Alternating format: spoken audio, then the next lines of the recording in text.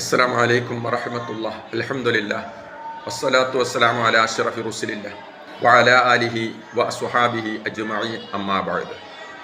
കഴിഞ്ഞ രണ്ട് വീഡിയോകളിലും സമാഗതമാകാൻ പോകുന്ന റമളാനിന് മുന്നേ നമ്മൾ ചെയ്തു തീർക്കേണ്ട ചില കാര്യങ്ങളെ സംബന്ധിച്ചാണ് നിങ്ങളുമായിട്ട് പങ്കുവെച്ചത്. ഇന്നും പരിശുദ്ധമായ റമളാനിന് മുന്നേ നമ്മൾ ചെയ്യേണ്ട വളരെ പ്രധാനപ്പെട്ട ഒരു കാര്യത്തെ സംബന്ധിച്ചാണ് നിങ്ങളുമായിട്ട് പങ്കുവെക്കുന്നത്. വിജനമായ ഒരു മരുഭൂമിയിലൂടെ നട്ടുച്ച സമയത്ത് യാത്ര ചെയ്യുന്ന ഒരു മനുഷ്യൻ, അദ്ദേഹത്തിൻ്റെ വാഹനമാകുന്ന ഒട്ടകപ്പുറത്താണ് യാത്ര. അദ്ദേഹത്തിൻ്റെ ഭക്ഷണവും യാത്രയ്ക്ക് വേണ്ടിയുള്ള എല്ലാ സാധനങ്ങളും ആ ഒട്ടകത്തിലാണുള്ളത്. അങ്ങനെ മണിക്കൂറുകളോളം യാത്ര ചെയ്തൊരല്പം വിശ്രമിക്കുന്നതിന് വേണ്ടി അദ്ദേഹം ഒരിടത്തിറങ്ങി. ഒട്ടകത്തിനെ ഒരു സ്ഥലത്തേക്ക് മാറ്റി നിർത്തി. ആ അല്പം വിശ്രമിച്ചതിന് ശേഷം അദ്ദേഹം ഒന്ന് തലചായ്ക്കുവാൻ വേണ്ടി കിടന്നു. ഒരല്പം ഉറങ്ങിപ്പോയി. ആ ഉറക്കത്തിൽ നിന്നും അദ്ദേഹം ഉണർന്നു നോക്കുമ്പോൾ അദ്ദേഹത്തിൻ്റെ വാഹനം ആകുന്ന ഒട്ടകത്തിനെ കാണുവാനില്ല. വിജനമായ മരുഭൂമിയിലാണ്, ഒരാളും സഹായിക്കാനില്ലാത്ത സ്ഥലമാണ്.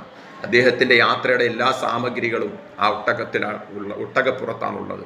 വളരെ സ്തബ്ധനായി, വിഷമിച്ച്, വളരെ പ്രയാസപ്പെട്ട് ഇങ്ങനെ അദ്ദേഹം ആ മരുഭൂമിയിലേക്ക് കണ്ണും നട്ട് നോക്കിയിരിക്കുമ്പോൾ അങ്ങ് അകലെ നിന്നും അദ്ദേഹത്തിൻ്റെ വാഹനമാകുന്ന ഒട്ടകം തിരിച്ചു വരികയാണ് ചെയ്യുന്നത്.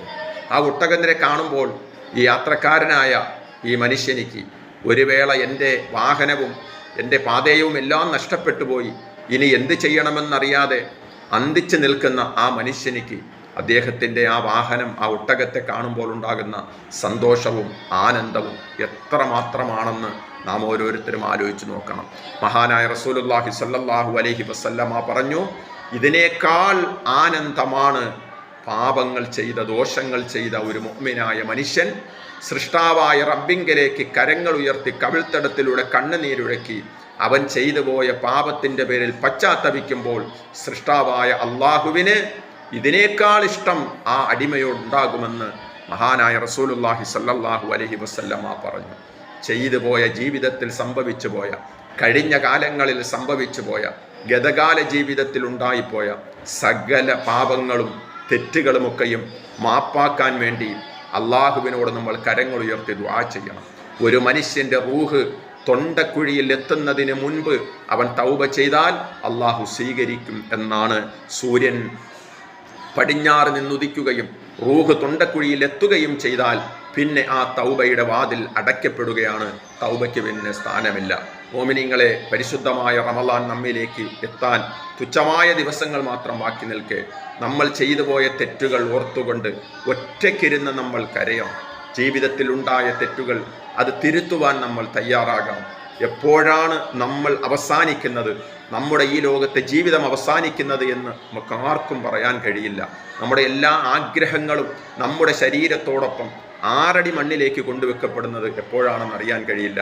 സൂറത്ത് യാസീനിൽ തന്നെ അള്ളാഹു പറഞ്ഞില്ലേ, ഫലാ യസ്തതിഊന തൗസിയത്തൻ വലാ ഇലാ അഹ്ലിഹിം യർജിഊൻ. ഒരു മനുഷ്യൻ ഇങ്ങനെ 1000 ചിന്തകളുമൊക്കെ ആയിട്ട് നടക്കുന്നു, പക്ഷേ ഒന്ന് വസിയ്യത്ത് ചെയ്യുവാനോ സ്വന്തം കുടുംബത്തിലേക്ക് മടങ്ങിപ്പോകുവാൻ പോലും അവസരം കിട്ടാതെ മരണമെന്ന് പറയുന്ന ആ യാഥാർത്ഥ്യം അവനെ പിടികൂടുക തന്നെ ചെയ്യും.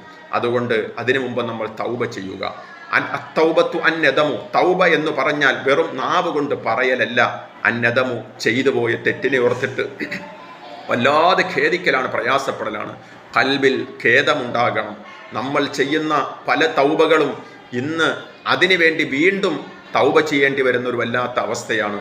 വല്ലാതെ സങ്കടം വരണം, മനസ്സിൽ നിന്ന് സങ്കടം വരണം, ഹൃദയത്തിൽ നിന്ന് സങ്കടം വരണം. പ്രിയമുള്ളവരെ, നിഷ്കളങ്കമായ തൗബ ഒരു മനുഷ്യൻ ചെയ്യുമ്പോൾ അല്ലാഹു തആല പറഞ്ഞല്ലോ, തൂബു ഇലല്ലാഹി തൗബത്തൻ നസൂഹ അസാ റബ്ബുക്കും അൻ യുകഫിറ അൻകും സയ്യിആതികും.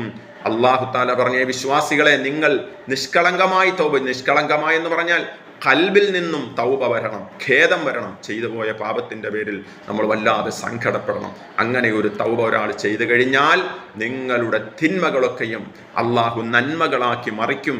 നിങ്ങളെ അള്ളാഹു സ്വർഗത്തിൽ പ്രവേശിപ്പിക്കും. അള്ളാഹുവിൻ്റെ വാഗ്ദാനമാണിത്. നമ്മൾ തൗബ ചെയ്യുമ്പോൾ ജീവിതത്തിൽ സംഭവിച്ച തിന്മകളൊക്കെയും തെറ്റുകളൊക്കെയും അള്ളാഹു കാരുണ്യം കൊണ്ട് നന്മകളാക്കി മറിക്കുകയാണ് ചെയ്യുന്നത്. ആ രീതിയിൽ വിശുദ്ധമായ റമളാനിന് മുന്നേ റമളാനിലേക്ക് മാറ്റിവെക്കാതെ റമളാൻ വരുമ്പോൾ തൗബ ചെയ്ത് പരിശുദ്ധമായ കൽബുമായിട്ട് നമുക്ക് റമദാനിനെ വരവേൽക്കാൻ കഴിയണം.